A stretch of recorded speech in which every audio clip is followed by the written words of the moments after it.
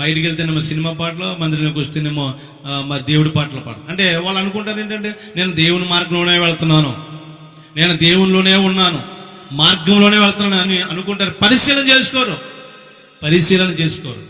కొన్ని చోట్ల ఏం చేస్తారంటే పెళ్ళిళ్ళకి, కొన్ని చోట్ల కార్యక్రమాలకి, పెళ్ళిళ్ళకి ఆ పెళ్ళికి మొదలెట్టగానే పరిశుద్ధ అని మంచి పాట పాడతారు.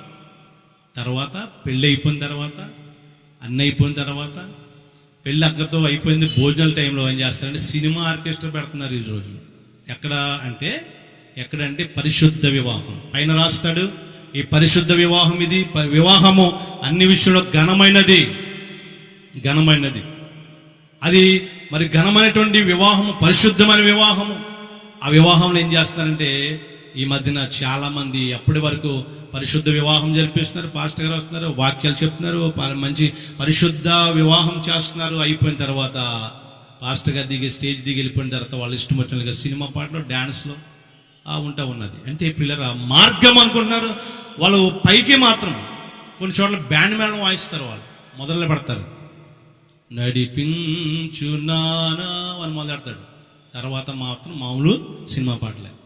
కొన్ని చోట్ల మైక్ సెట్ ఆన్ చేస్తారు ఆ వివాహంలో లేకపోతే ఆ ఫంక్షన్లో. వాళ్ళు ప్రారంభించగానే ఏం చేస్తారంటే యేసు ప్రభు పాట వేస్తారు, తర్వాత సినిమా పాటలు.